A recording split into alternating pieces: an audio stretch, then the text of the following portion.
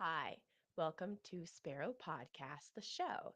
We've changed a few things around, but let's just let you know I am Hannah, your behavior analyst, and it's just me today. We've talked about the show being on Thursdays, and life happens and things change.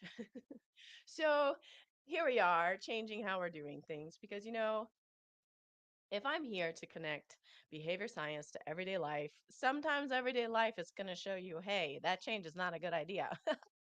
So, what we're going to do is on Tuesdays at 12 p.m. Pacific Standard Time, we are going to have the show. Now, sometimes it's going to be me, so it'd be a little bit shorter, and it's kind of like a Q&A. You can ask whatever it is you want, or we'll talk about different topics. And then at 2 o'clock, we're going to have the Q&A for parents. So the show is more geared towards clinicians or other professionals to answer questions and address issues that are happening. And let's find a solution. Let's actually utilize the tools we have in behavior analysis to change the field. Like, we know all the issues. Other than that, those are some of the changes. So obviously, it's just me today. And so when it's just me, it's just 30 minutes, but we're attempting to be live on YouTube. We're trying. There's so many tech issues. Have you ever done anything with tech?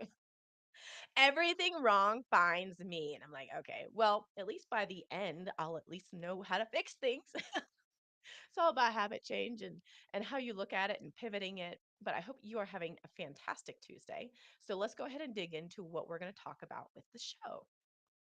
I wanted to bring up a topic called OBM. Now, those of you who are in behavior analysis are like, oh my word, it's like the exciting stuff. But those of you who are not, what it is organizational behavior management. Now, it is kind of like our drug in the field of behavior analysts because we're like, oh my word, this is another way we can apply behavior analysis. But then people don't know how to or what to do. So, we're going to talk about what it is and then how you can get into it. I recently heard the word unicorn. There's an OBM unicorn. So apparently it's a unicorn thing to be into OBM. So let's talk about what it is first a little bit. And first, usually it's a BCBA. So you're apparently my brain is not here today. So earlier I wished my best friend happy Wednesday and it's not Wednesday. So if I mix up on words, it's just the weather. It's chaotic. It's like snowing where I'm at and it was like 70 almost 70s the other day. So we're matching the weather here. So as a BCBA, your board certified behavior analyst, you have the certification and the training to take behavioral principles and use them to help empower change. That's how I like to look at it. Because when you become board certified, a lot of people think, oh, it's synonymous with autism. Now, when I'm recording in this, it is April and it is autism awareness. Now, I'm not specifically addressing autism in this show, but in the Q&A later today, we're going to talk a little bit about it, the field, and just from a parenting perspective. But applied behavior analysis, ABA, is not synonymous with autism. Neither is BCBA, and neither is OBM. A lot of times, clinicians, from what I understand, look at OBM as this is the way that we utilize these behavior principles within a company. It's basically applied behavior analysis within the corporate setting on a macro level. That's basically what it is. Because if something has processes and has parts to it that one are tied to the other. The way I look at businesses is they're another organism.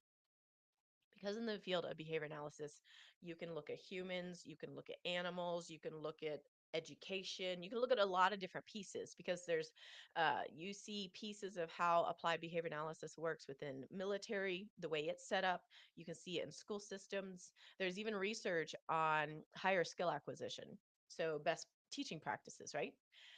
They have it in fitness as far as accelerating your performance and things like that. And a lot of it's based on reinforcement. I know we threw that word around, but it's anything that follows an action makes it more likely to happen again. It doesn't mean you're just giving someone something, and we can dig into all of that. But OBM It's not in education. It's not behavior analysis within healthcare, treating neurodiversity. It's specifically within the corporate field. Now, if you leave, and this is what a lot of people I don't think realize, if you leave the world of the healthcare system of the more traditional ABA, a lot of people think, oh, ABA, autism. If you leave that world of treatment, people don't know the word OBM. So it's like going and trying to speak another language to the corporate world. They're like, what the heck are you talking about? And I experienced this. So back in 2016, I left the field. I was like, screw that. I do not want to have 20 clients. I can't ethically help them the way that I want to help them. The company's burning me out. It was really bad. And that's the system everyone's complaining about right now.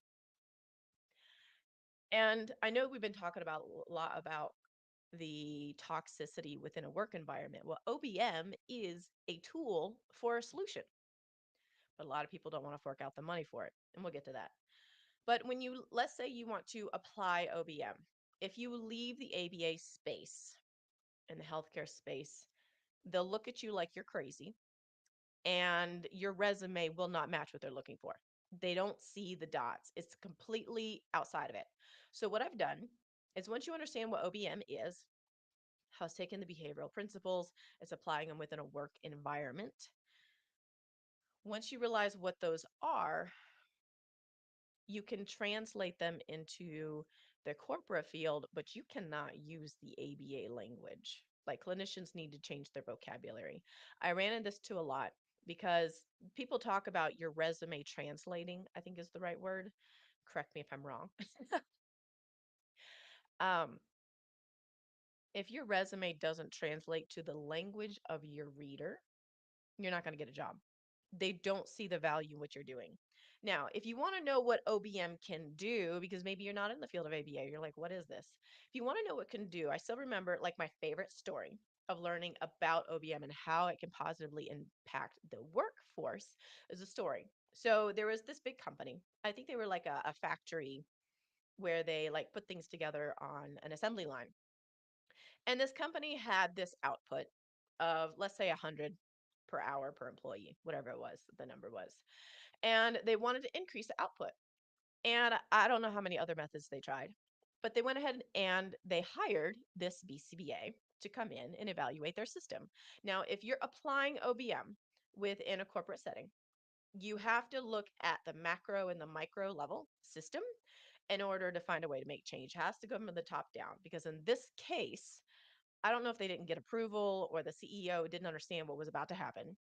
But what they did is the BCBA found the employee's favorite thing was to take breaks. Well, normally you think, oh, to incentivize, let's give them money. Well, it's not money. It's not, I mean, granted, there's an element that you need a certain rate. But on top of that, to get people to do more, you got to figure out what taps into what they really like. And it boils down to like, we don't like to do anything sometimes. Do we really want to show up and do things? It's like the whole working from home. You don't have to show up in, special clothes anymore. You can wear what you want from home until a video call rings and you're like, oh, shoot, gotta get dressed because you didn't want to do it, right?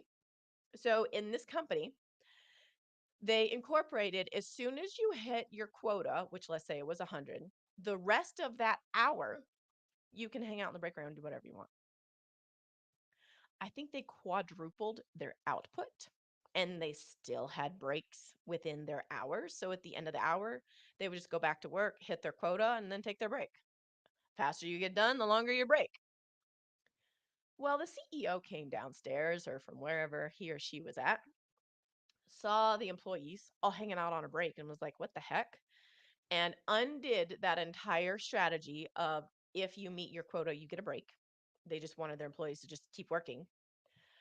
And the output of what they were able to put on the assembly line went back to the original rates.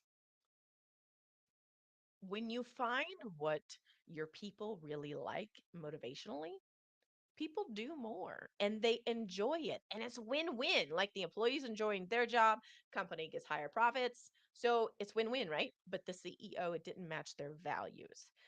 So that's just a story that I love to think about of the possibilities if you can get what your people need, how much better you could make a win-win situation. Because the way I look at it, a company doesn't exist without employees. I'm sorry, you can't exist. It's not a one-man show and it's like this massive thing. There's too many departments, it's too much for one person to handle. You need your people. Why not make it an environment they thrive in and enjoy their work? Because in the end, you both win. So that's how it has been applied. That's just an example of utilizing behavioral principles. That was basic contingency and reinforcement within the structure of how the employees performed. In order to get a job, though, in OBM, people have asked, is there certification for it? Well, there is. I didn't get it because I didn't see the value in it at the time. Because if you leave the ABA space, nobody even recognizes it from what I've heard. If I mention the letters OBM, which I don't anymore to anybody outside of ABA, I don't mention those. And even then, I clarify because some people in the ABA space are not familiar with it. They're just familiar with the healthcare system. You don't use those letters because it doesn't make sense. So why get a certification that says OBM on it? Like, what's the point? In addition, here's the thing. If you're running a business, you're already using behavioral principles and you may not even know it. So the whole fancy idea of, oh, I got to go get OBM, you're probably already doing it. If you look at your performance development of your employees, you're already implementing OBM. And I know that, so in an old company, a fellow classmate who was getting their BCBA same time I was, her research was on OBM. And they were looking at how to increase employee performance within RBTs, which are your one-on-one therapists in the ABA space. And what we did is she ended up breaking the RBT task list, which are the different things you're supposed to know how to do, into 4 phases. And then we added, or she added in all the pieces you could possibly need as an employee at that company so that every employee had 4 phases and you have incentives to get to those phases. Now, when I went in and implemented that list, 3 other basically managers had it's a mid-level position that doesn't exist in a lot of the ABA spaces. It's basically BCABA, which is like your non-graduate, but you're programming, things like that, supports as still being a behavior technician. That was the role that we all had. I was probably the third one that got this one employee. And they were like, she can't stay. We need to fire her. And I was like, hold up. We have this new 4 phases. We're basically at the very beginning. The employee had been there at least a year. And then what I found out was she needed to know how to do a specific teaching strategy. And I drew it out. And I was like, look, this is what you have to do, as in like a flow chart. Within a week, she had mastered that goal. But I also had to rewrite and make mini goals to reach the big one. What they were doing is they were looking at too big a piece and they weren't actually providing supports to help their employee learn. OBM is a great way to break things up, look at how your employee is performing, look at their learning strengths. Now, when you work in the healthcare system and then you have to start looking at your employees, you have to be able to translate that. A lot of people can't think outside of what they've already seen, and they need more. Clinically, we call it exemplars. You need more exemplars to understand how it translates. But we're already doing OBM. So then people look at, okay, when people ask me about, let me backtrack a little bit. When people ask me about OBM, the first question I ask is, what do you want to do? What is your end goal? Because, like, whether you're putting GPS in your car, whether you're getting ingredients to bake something, you kind of know what you want your end result to be. Now, then it digs into, who are you as a person? I've been reading a book on branding, how to book yourself solid, and it talks about the journey of figuring yourself out is a part of your branding. And if you want to brand yourself as OBM, I saw somebody else on LinkedIn said they just branded themselves that way. If that's what you know how to do, is take those behavioral principles and empower fellow employees and team members based on those principles. You're using OBM. You just need to know the right language. Now, what position do you want? Let's say you want to stay in the ABA space. I would look for an agency that has operations and or HR. That's what I'd be looking for. Because what I found in the corporate space, the behavior analyst, a BCBA, who wants to do OBM is basically a merge of a head of people operations and data analysis into one position. So it's advantageous. The downside is in the corporate field, if you're a data analyst, you often have to know how to program and use software that we don't usually use in the healthcare system. Let's say you want to get that job, you are going to have to backtrack in order to gain experience because maybe you have the clinical part of you know how to manipulate the variables within a system, but you don't know how to use this software. If your end goal is to be a data analyst merge with people operations, you got to go get the experience. You can't just jump over into that type of a position. The way that I jumped over into other positions is I found people who saw value in what I did and they saw how I connected the dots. So in the first opportunity, it was in a small company. It was only a few months, but it was in the C suite. And I was looking at people operations and data analysis and how to merge those. And what I like to look at, whether I'm doing clinical work or doing operational work, I like to look at the person and how they're wired. So I use a lot of other assessments that are not technically behavior analytic because I want to understand what is my team composition? How do they engage? And I use that data for how I build my systems. And that was because somebody heard I got that job just through connection with a friend. Then the next one was through another connection. Somebody was looking to develop their training for, they had just hired a bunch of supervisors.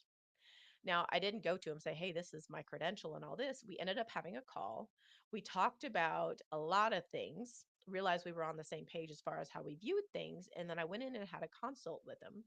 And within 3 hours, we put together an entire 3-month package of training based on a lot of things. Come to find out, the person I met with, they weren't the top of the company. So that's where it hit is you have to go to the top because change only happens from the top down. So when I did the recommendations, we put it all together. Apparently, it was a 6-month project done in 3 months because when you understand how people and systems work, you can apply that to any situation you walk into. And come to find out, the questions the employees had asked for were already answered before we even got to that list within those 3 hours. So sometimes you have to demonstrate that you know what you're doing. I did find out in interviews in looking into OBM is they want to have an example of what you did.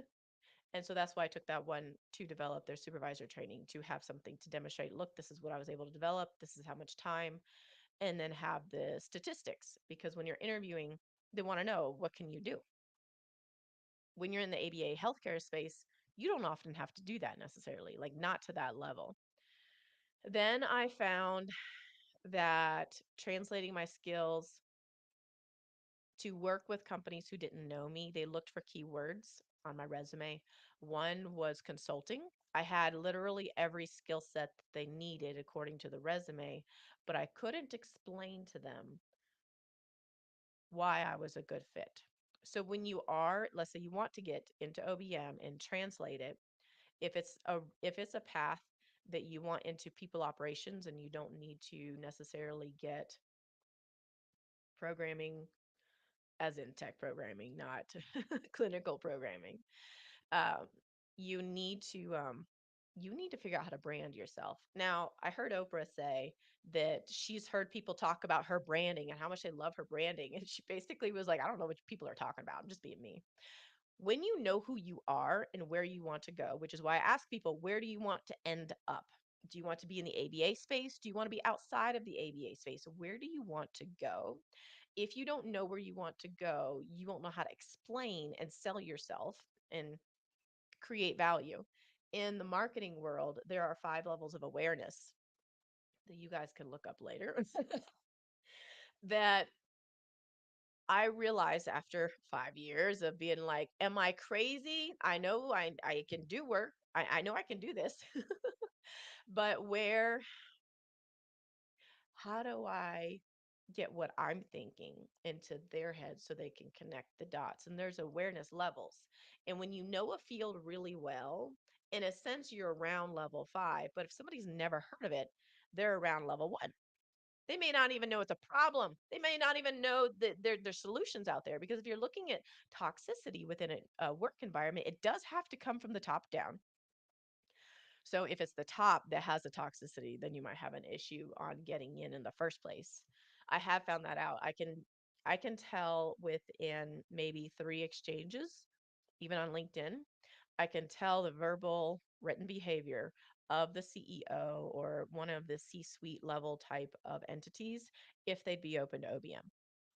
If Because they'll demonstrate it in their language. Now, if now that I know about the levels of awareness, I would know, oh, I need to bring them from 1 to 5 if I ever wanted to land a job with them.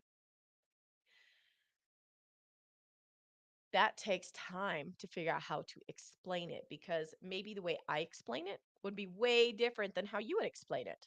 And your experience might be different. You may not even realize you've been doing OBM.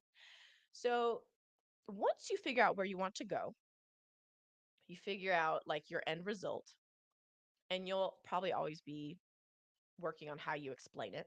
It took me 5 years to figure out how to explain my coaching. Um, it took me 2 or 3 years to figure out purpose of my podcasts and even how to say it. And now I stick to what I originally planned because it feels right and that's what I want to do. Connect behavior science to everyday life.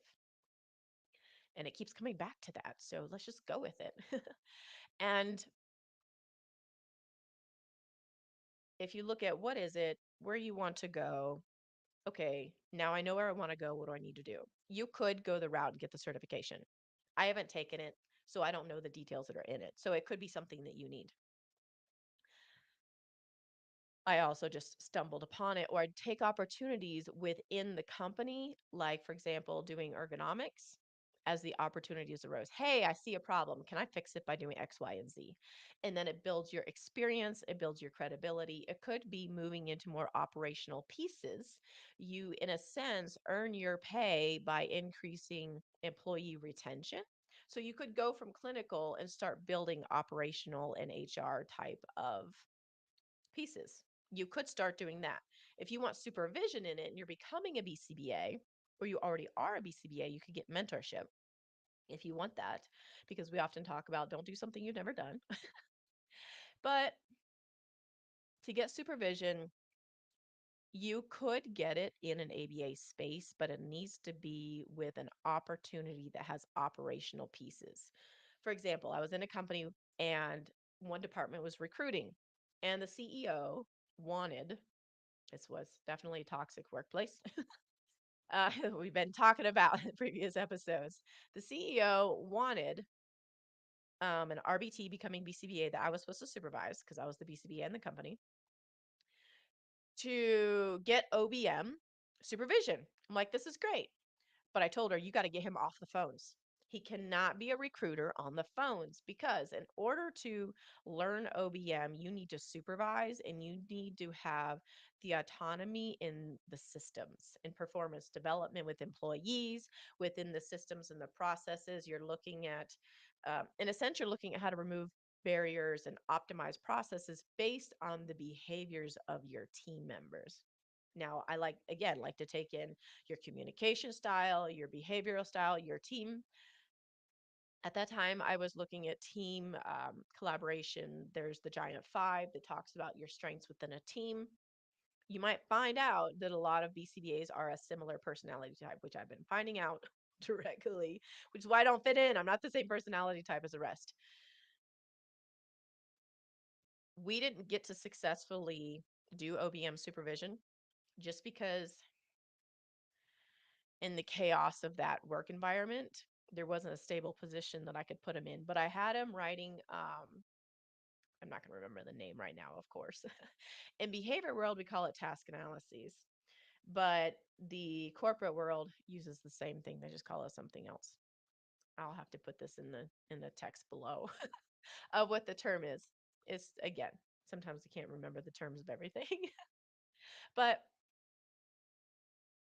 when you're developing processes and the steps and creating task analyses for your employees, then you have to take data on their performance and behavior analytically, you learn how to write in a way that can tie the performance of the employee to the outcome of the business so that you are using organizational behavior management.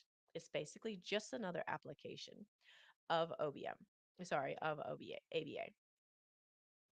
So to find supervision, find people who can connect the dots across operations and clinical. It's still new field.